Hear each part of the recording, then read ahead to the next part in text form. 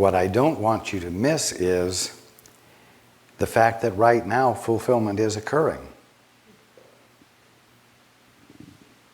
So let your attention be where you are now, rather than off in the future or on a goal.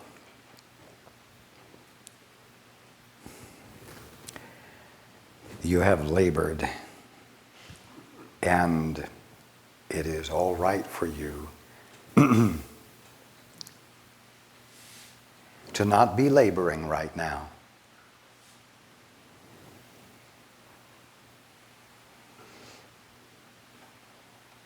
That's the end of the answer. I guess I just have a should that I should be earning money. Is that your should? No. Then you don't have a should. There are other people in my life who have that should for me. But I think it's actually just their desire. But you do not object to having income. I don't at all. So be curious to see how that's going to occur.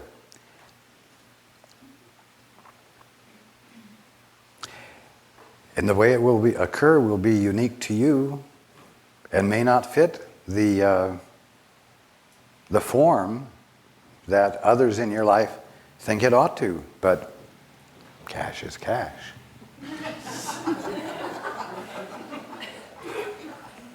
However it arrives in your hands.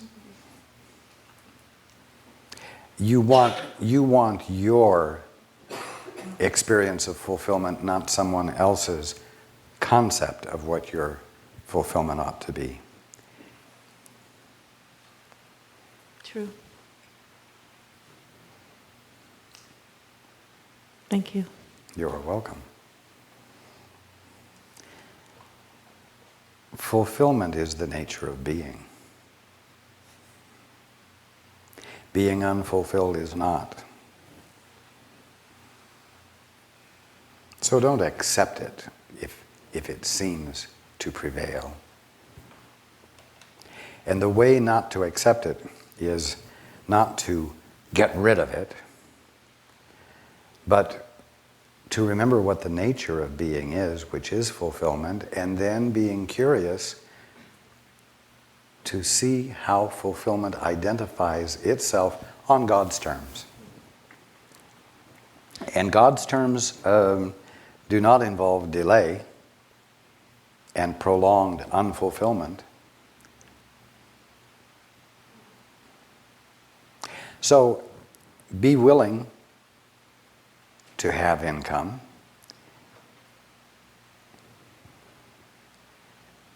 but be willing for your own reasons, and to hell with everyone else's reasons.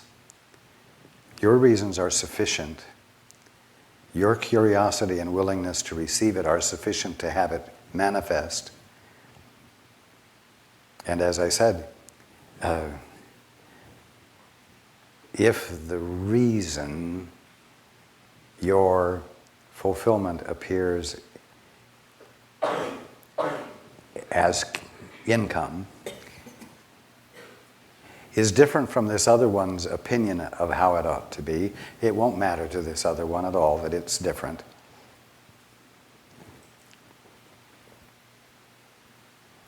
And the fact is that as far as this other one is concerned, if you're having it for your reasons, so much the better.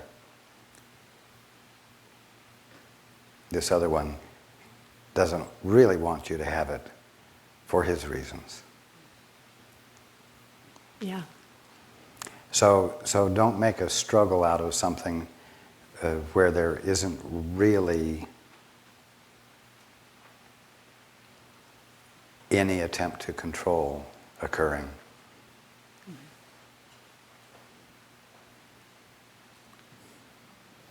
That's the end of the answer. Okay. Thank you very much. You're welcome. Hands.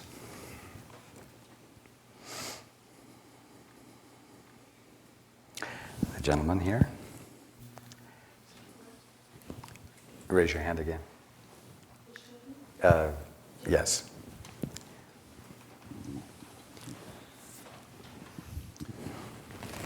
There was a recent post on the Gathering Place, Raj, where you said that dolphins were Christed beings. And my question relates to our relationship, or the relationship of the animal kingdom to the awakening of consciousness in this planet. Are there other species, or let me backtrack. By Christed beings, did you mean that as a species, dolphins are awake? And are there other species in that category? That is what I meant, yes. And the answer is no, there are not any other species that are. And the rest of your question?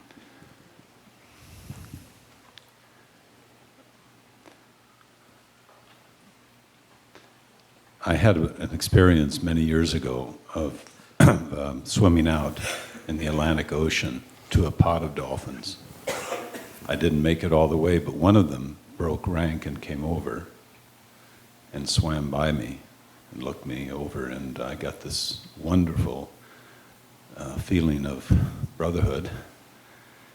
And could you just comment on how dolphins, as an awakened species on the planet, are interacting with human consciousness and aiding this process?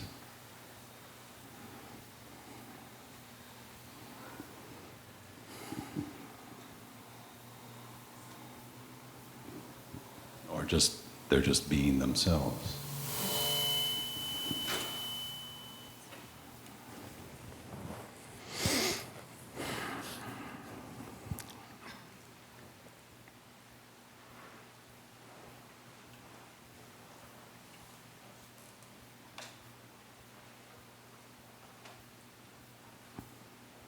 The simplest way I can put it is that they are not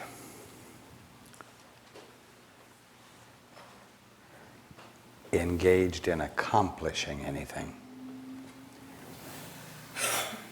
But by being what they are, meaning awake, they are inspiring many of mankind to pursue their own awakening.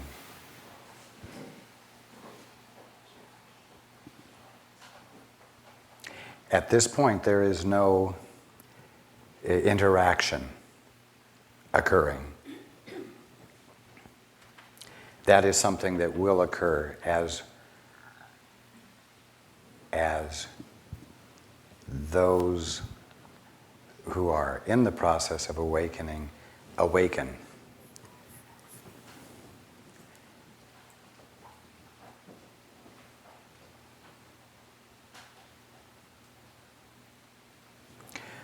Once any of you awakens, you will be able to interact with the dolphins, and by virtue of the interaction, demonstrate that which will be even more inspiring to those who are still engaged in waking up. So the dolphins simply await the time when this can happen.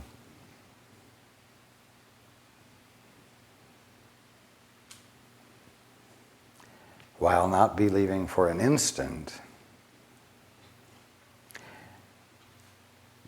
that none of you will wake up, even though most of you haven't done it yet. Their clarity supports awakening, but not as a direct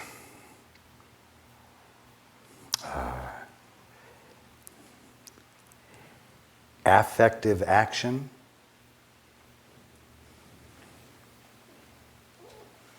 And that is all I can say about it at this time. Could I ask one more You may. related to that? If we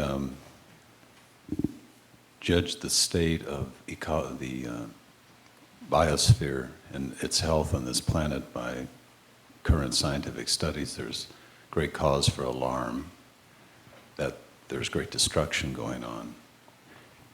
How do they view the pollution of the waters, the ocean? They are not worried. They know that healing will occur before it is disastrous. Thank you. You are welcome.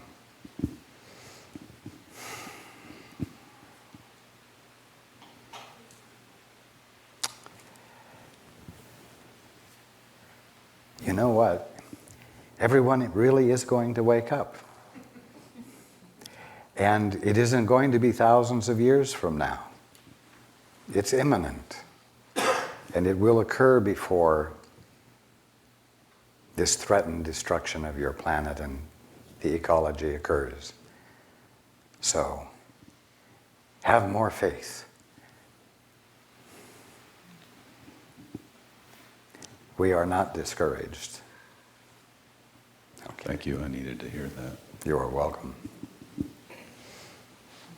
Hands.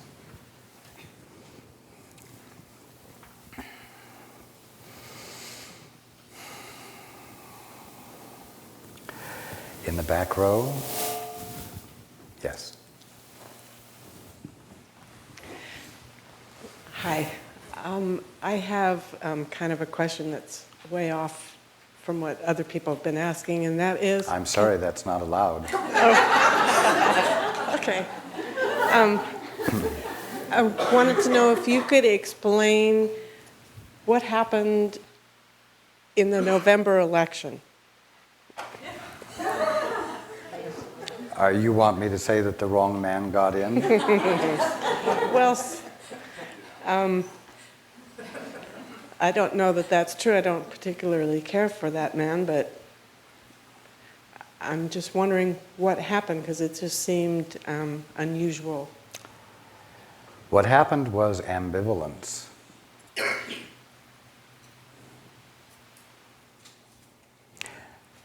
What happened was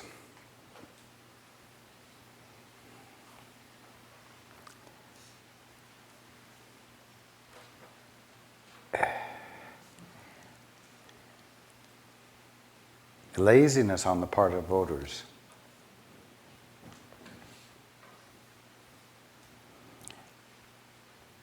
What happened was not enough care was brought into play by those voting.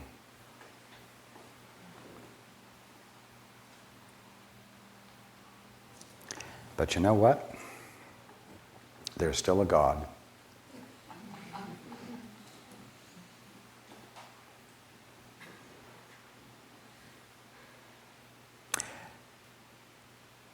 And God can still reach the one who was elected.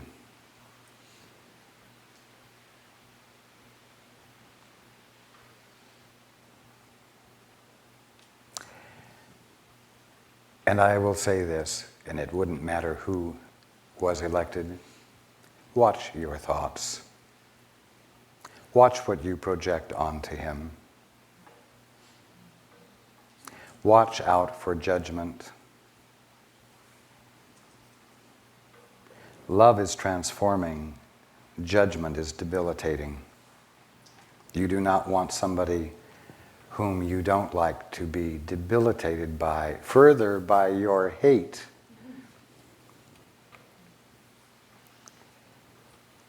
And if you think he can't be reached, and if you think he's incapable of being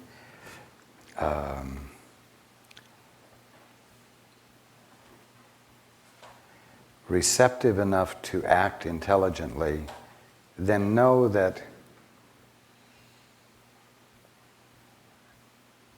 you place yourself under that same judgment.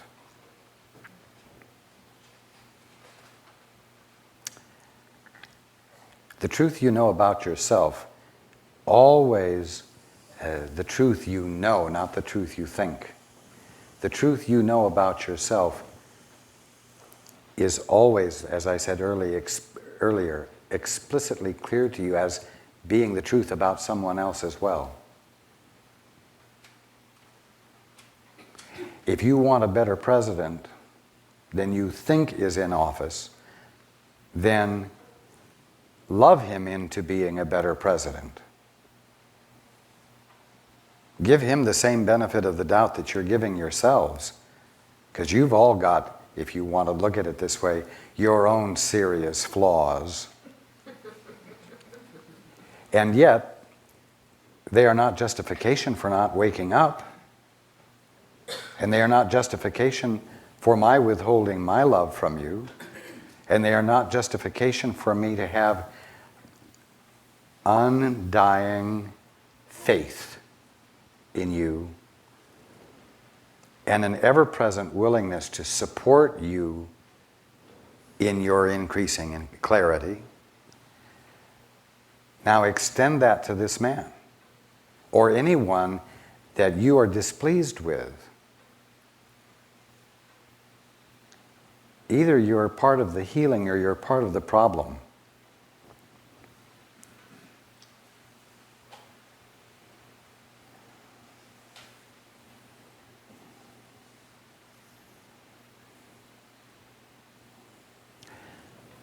As I said earlier, if you can pin down your marriage, you've got a dead butterfly. If you think you've got your president pegged, you've got a dead butterfly. Be careful.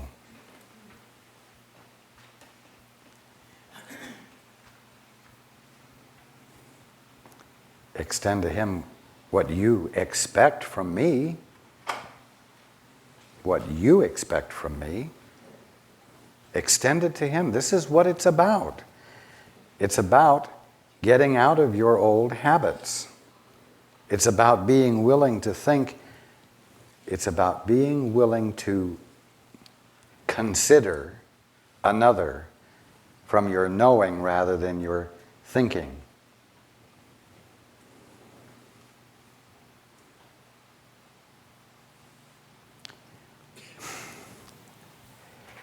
Not only do you want the freedom to walk out of your jail cells so that you can experience more fulfillment,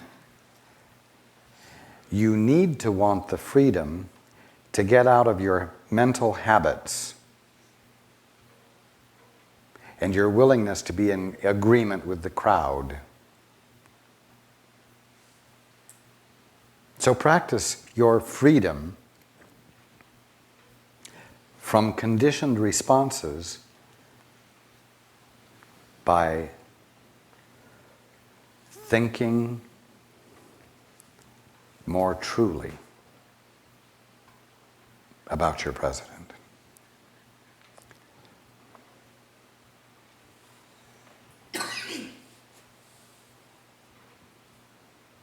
For bad or for good, he is the presence of power in the world, and the world acknowledges this presence of power.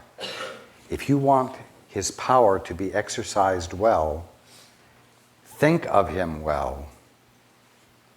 Support him in having clarity. And support him in having clarity not by saying, "It is my prayer for that bastard to have clarity."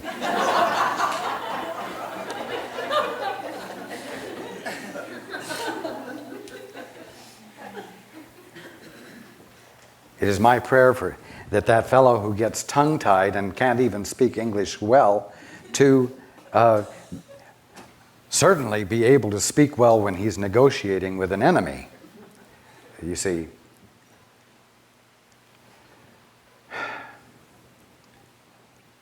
your prayer is not something you ask for, it's something you say yes to. Prayer is saying yes to God at the bottom line. So your prayer for the president is your willingness to acknowledge that he's the direct expression of God just as you are.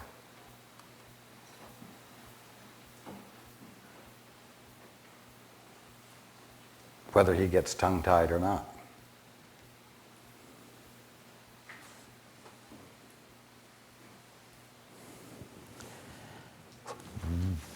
why would you not choose to do such a pleasurable thing as to acknowledge the God in your fellow man, including your president? Especially if the act of acknowledging his or her divinity heals. Why would you instead engage in snide, negative, unconstructive thoughts about anyone? Why would you do it?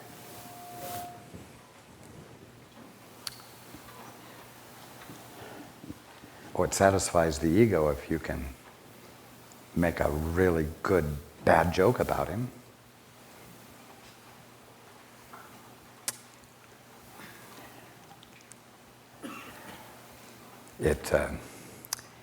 It sets well with all the others that you shoot the shit with. Right?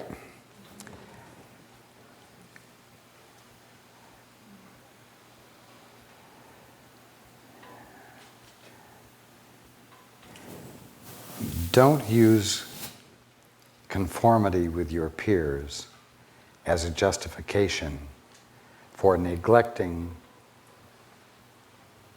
to be conscious of what's really true about your fellow man.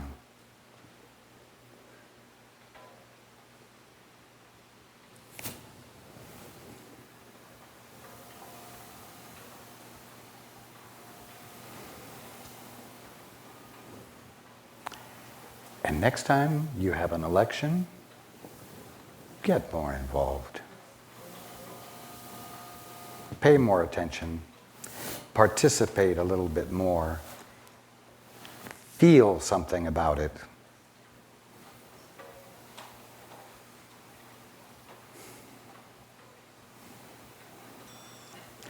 And then you might not have to do quite as much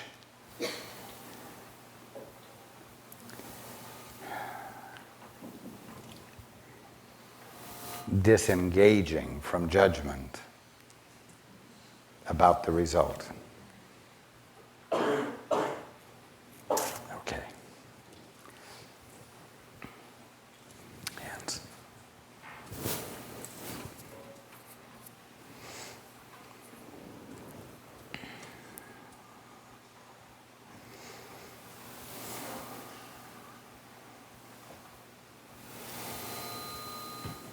Just a moment. Keep your hands up.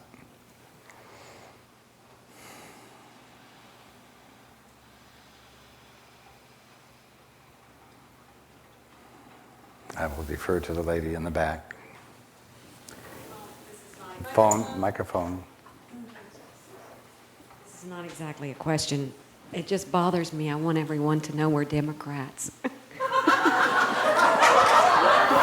So at least everyone knows Paul's not influenced. You probably have something to say about that, right? I guess I'm bothered about what other people think. There she goes shooting the shit.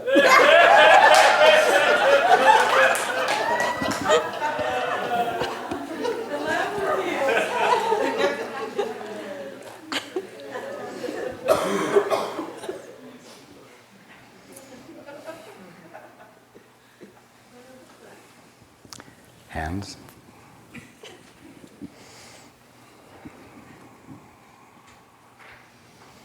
Yes, in the back.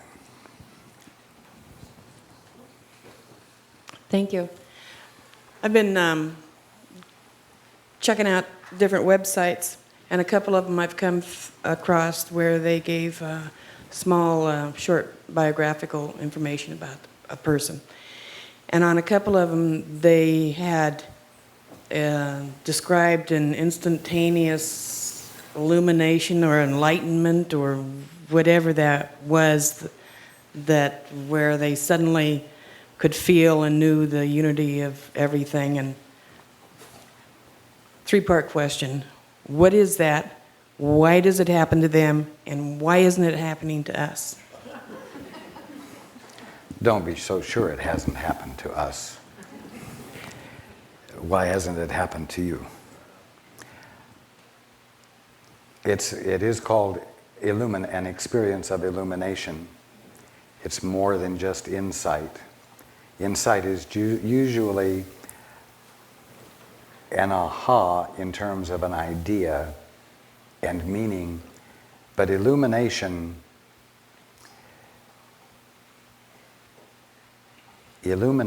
changes your perspective, not just the way you think of something. It happens whenever any of you are defenseless, which is why it doesn't happen very often. It often happens when you're at the bottom of the barrel and you give up. It often happens, in other words, at the very worst time of your life, because you're at a point where you give up, and in other words, are no longer using your beliefs to defend yourself.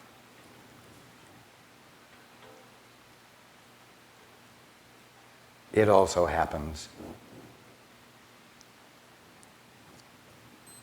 in the middle of a day while you're washing dishes or driving to work. But always it's in a moment of defenselessness.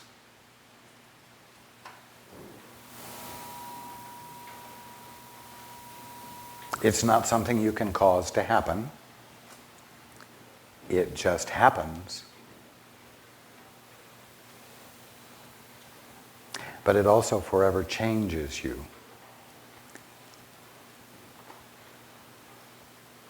Even if you can't recreate the experience.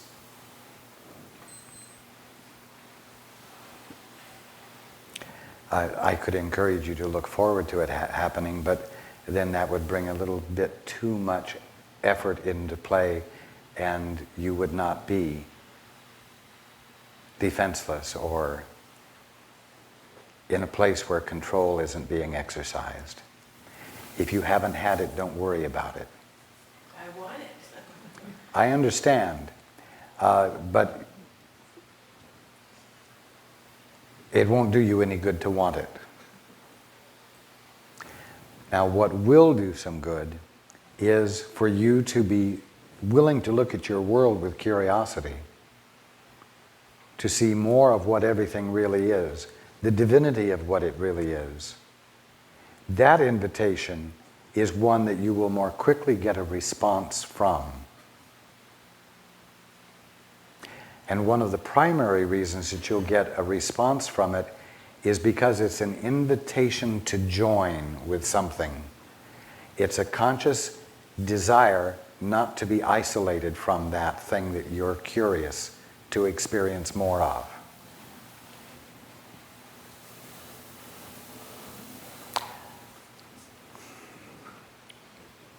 An experience of illumination and an experience of revelation are totally out of your control. You cannot do anything to bring them into your experience. Does prayer help? There is nothing you can do to bring them into your experience. Thank you. You are welcome. Hands.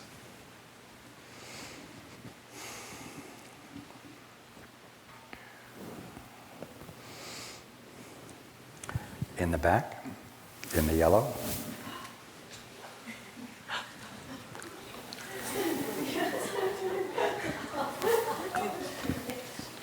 Hello, Raj. Good afternoon. First of all, thank you very much for giving us such a profound day. It's been very wonderful. And I've noticed the answers have kind of like weaving a tapestry. At least everything dovetails into the next thing. What I wanted to ask, I feel like I'm on the threshold of some change. It's very gradual, but I'm noticing it. And I'm wondering if there's such a thing as a false sense of security.